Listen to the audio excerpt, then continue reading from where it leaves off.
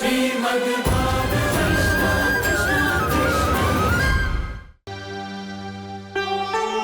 राजा की जय, भील राजा की जय, भील राजा की जय।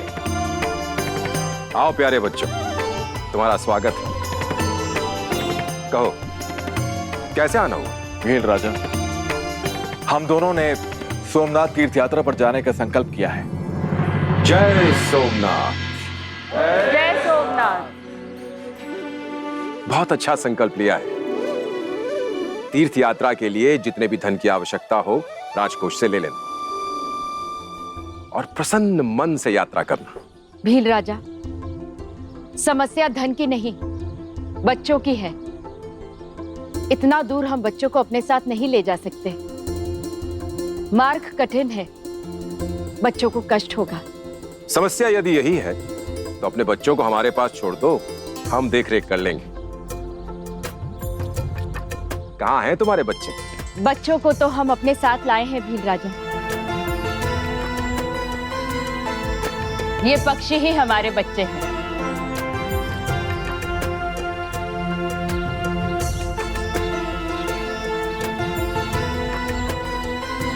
तुम इन पक्षियों को अपना बच्चा मानते हो? धन्य हो, मन बड़ा प्रसन्न हुआ। आपको यह जानकर और भी प्रसन्नता होगी कि अब मैंने शिकार ना करने की शपथ ली है और पहले के किए हुए पापों का प्रायश्चित करने हम सोमनाथ भगवान के पास जा रहे हैं। अद्भुत।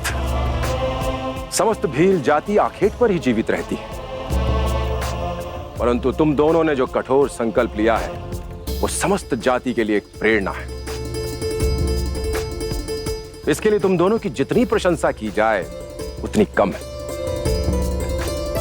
कोनी, कुल कितने बच्चे हैं तुम्हारे?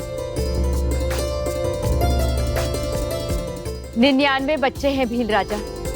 तो निश्चिंत होकर जाओ, तुम्हारे ये बच्चे मेरे पास तुम्हारी धरोहर स्वरूप रहेंगे। और जब तुम यात्रा से वापस आओगे तो यूं ही खेलते कूदते मिलेंगे तुम। लेकिन हाँ, सोमनाथ से मेरे लिए प्रसाद लाना मत भूलना। अवश्य महाराज।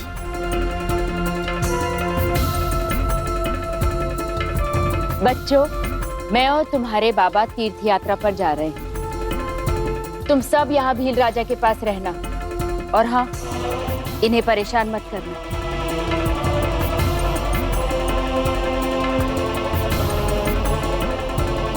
भील राजा की जय हो। जय सोमनाथ। जय सोमनाथ। जय सोमनाथ।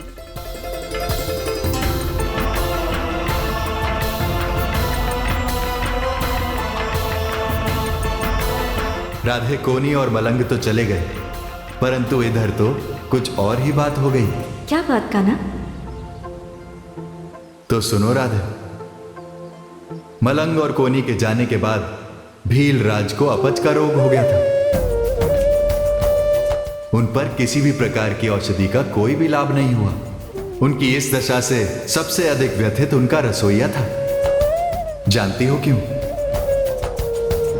क्योंकि बिना उन्हें खिलाए वो भोजन नहीं करता था। कई दिन बीत गए, भील राज और उनके रसोइये ने भोजन नहीं किया था। उस दिन जब निराश रसोइया अपने सहायक के साथ बैठा था, तभी ऐसा कब तक चलेगा महाराज?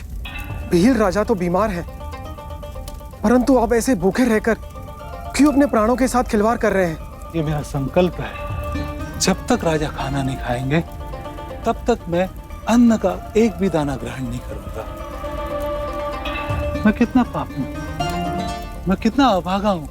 मेरे द्वारा बनाया हुआ भोजन मेरे राजा को पच नहीं रहा है।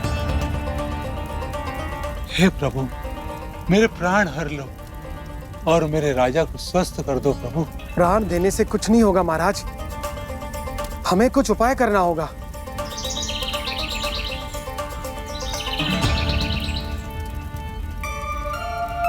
महाराज, क्यों ना हम भील राजा को कुछ और खिलाकर देखें? तुम सही कह रहे हो, आज मैं अपने भील राजा को कुछ और ही बना के खिलाऊंगा।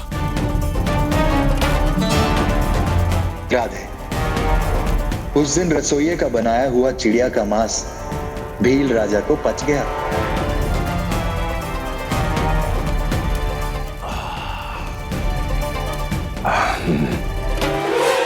ये तो उचित नहीं हुआ।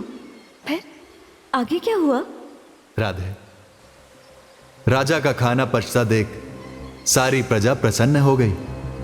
उन सब ने रसोइये की वाहवाही की,